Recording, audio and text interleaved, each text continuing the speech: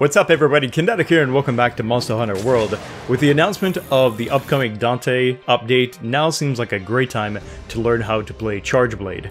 The Charge Blade is by far the most technical weapon in the game, and unfortunately, most guides that I've seen about the Charge Blade fail to break down how to play the weapon without getting confusing or overwhelming with details. So in this video, I'm going to keep it simple and talk about the core functions and how to quickly get started fighting any monster with the Charge Blade. If you enjoyed this video, be sure to click the like button and leave me your thoughts in the comment section below. Feel free to add more tips and tricks beyond what I'll be covering here, and subscribe for more Monster Hunter videos like this. Let's get started. First off, what is a Charge Blade? The Charge Blade is a new weapon to the series that can morph between two dramatically different fighting styles. The two forms are Sword and Shield and an Axe mode.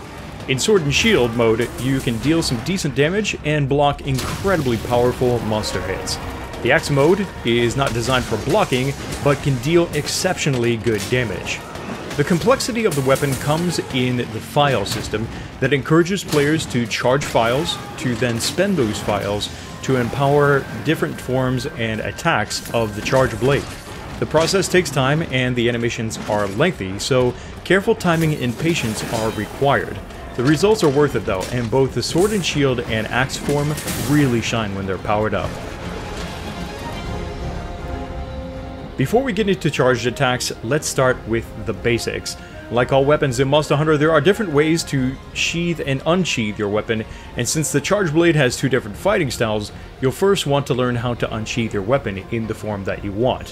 For the Sword and Shield mode, simply pressing triangle while standing still will unsheath your weapon. While moving, pressing triangle will unsheath and perform a slash attack. To unsheath into Axe mode, simply press R2 and you'll perform a vertical slash. So which mode should you start in? Well, your first priority is to start charging files to power up your attacks, and since this is primarily done in the Sword and Shield mode, we'll start there. Any attacks performed while in Sword and Shield mode will start charging up your files. The files are represented in the top left corner and will change in color as you land your attacks. So let's take a look at those attacks. You can perform a simple combo by hitting triangle 3 times, which ends in a spinning slash. Circle, when held for a short time and then released, will perform a charged double slash.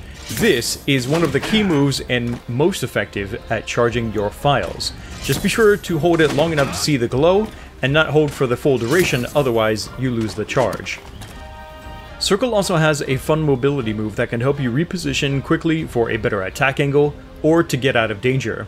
After pressing, for example, triangle or pressing circle for the charged attack, you can then press circle and the left thumbstick to move and slide attack in any direction. So for example, triangle, left thumbstick, and circle will perform the sliding slash. Circle with the charge, and then circle with the left thumbstick, and you can move in that direction. And really, when I say that direction, I mean any direction. You could be facing one way and then slide in a completely different other direction. Next up, triangle and circle can do a few different things, but let's start with two. First up, the triangle and circle together will perform a forward slash. This is good for moving in closer to your target. You can also press triangle and circle after any previously mentioned attack to perform a shield thrust. So for example, triangle and then triangle and circle. The shield thrust combined with the circle slash is best for filling files. So press circle, hold it, and then release to do the double slash, and then triangle and circle together. Do this just a couple of times and watch your files fill up in no time. So at this point, the blade is glowing hot and bounces off anything that it tries to hit. To fix this and to complete the file charging process, press R2 and circle together, and this will complete the file charging process. With the files charged, we have the ability to charge up our axe attacks through our shield to deal even more damage than they normally would. There are a few ways to spend your charged files for the axe mode.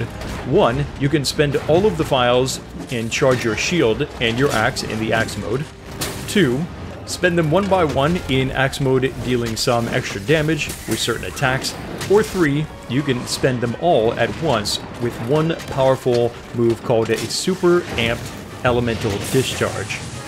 Out of these three choices, it's recommended to start with number 1, charging your shield, which also empowers your axe mode, and then, once we've filled more files in sword and shield mode, we can come back and attack with a powered up axe and spend files for even more damage. So, let's go back to when we just finished charging our files. We're in sword and shield mode with charged files, and we want to charge up our axe mode. As previously mentioned, the triangle and circle together will perform different attacks. We have the forward slash, we have forward slash and shield thrust if pressed a second time, and if we press triangle and circle a third time, we will also get an amped elemental discharge. Our goal though is to charge our axe mode, so instead do the same combo of triangle and circle 3 times, and during the amped elemental discharge animation, you can press R2 to interrupt the third attack, and all files will instead be spent into charging up your shield and axe mode. Are you with me? How about a quick review of what we know so far? The sword and shield mode attacks fill our files. The charged double slash with the shield thrust can help us do this really quickly. When full, we can complete the file charging process by pressing R2 and circle. Then, to charge up our axe mode, we can press triangle and circle 3 times, and then, during the animation, press R2, and then all of the files will get charged into the shield and axe mode. As you can see, this gives the shield a really cool glowing effect, and also is indicated by the icon glowing next to the charge files. So, what's next? More file charging! That's right, we just spent all of our files and we want more. So, we're still in sword and shield, you know what to do. Go ahead and start attacking again until the files are full, then charge them up. And we need to do this quickly as well because there is a time limit to how long the shield and axe mode is charged from our files. If you spend 5 file charges, you get about roughly 2.5 minutes. So, now we have a charged shield for axe mode, plus all of our files are charged up. Again, this can go different ways. 1. Spend those files one by one in charged axe mode. 2. Spend them all in one super amped elemental discharge. Or 3. Charge up our sword in sword and shield mode. Charging up the sword can have its benefits, including bonus charge damage and what's called Mind's Eye, in which no matter what, your sword will never bounce off of anything. The best part? It doesn't spend any file charges and can be done in the same animation that you used to charge your files in the first place. So, with full files, press R2 plus circle, and then hold triangle until the blade locks in, and then let go. Doing so, you can see now that the sword also has a glow to it, and the icon in the top left is also glowing next to the shield. So with the same process, we are able to complete the file charging and, at the same time, with just one more button press, get ourselves a charged sword that, as I mentioned, no matter what, won't bounce off of anything. This is completely optional though, and it can be ignored entirely if your main goal is to get to axe mode and start spending files as quickly as possible.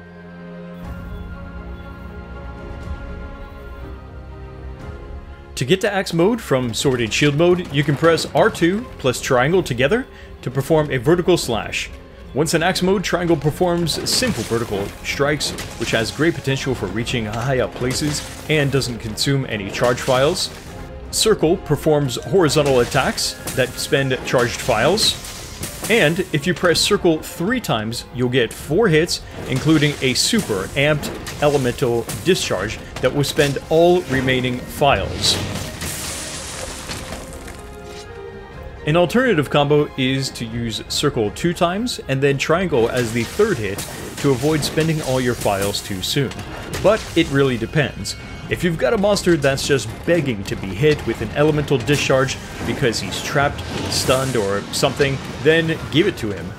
The quickest and most powerful way to a super amped elemental discharge from sword and shield mode is to open up with the R2 triangle, followed by pressing triangle and circle together, and this will spend all 5 files. If you're already in axe mode, just press triangle and circle to do the same. A couple of things worth mentioning here. It's possible to cancel the super discharge and instead do a regular discharge by holding the thumbstick in the opposite direction you're attacking, plus triangle. Also, you can cancel the super, as we've done before. During the animation, press R2 and this will transfer all remaining files to your shield and axe mode, extending its duration.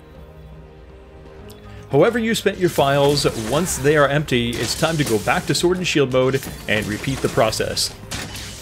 Now that we've covered the general flow of the charge blade and process of charging the files and spending the files, let's talk about some of the extras. Sliding down a hill while running, you can press X to jump and then perform various moves including sword and shield or even axe attacks. If your sword and shield are already out, you can initiate a slide by holding triangle and circle together and then pressing X to jump and then your attack. Triangle and circle also allows for wall running in certain places on the map. Note that all of these aerial attacks can result in mounting monsters. Switching topics to something a bit more advanced but worth touching on so you've at least heard of it, there are several animations that can also result in a block besides just the standard R2 to hold your shield. You can take advantage of these block chances by pressing R2 and triangle together. Sounds familiar? It's the same button combination to go from sword and shield mode into the axe attack. However, there is a moment, for example in this animation, that presents the shield in front of the character in a blocking position, and if something hits it, it can result in a block instead. This opens up new combo potentials, including but not limited to pressing triangle and circle immediately after the block to initiate an amped or super amped elemental discharge. And that's the basics. Yes, the basics of the charge blade. It's complicated but powerful both offensively and defensively.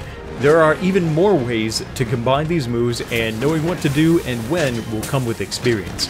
For now, if you're up to the challenge, then I highly recommend starting with just these basics, and then, after you've mastered them, seek more advanced tutorials and deeper discussions on the various mechanics.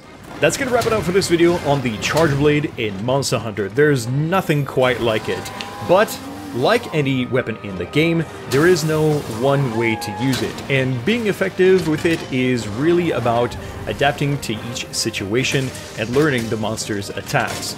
If you have any questions, or maybe want to add to the discussion to yourself, then be sure to leave your thoughts in the comment section below. Click the like button if you've enjoyed this video, and be sure to subscribe. I've got more Monster Hunter videos coming up here on the channel. Thanks again for watching. This is Kinetic, and I'll see you next time.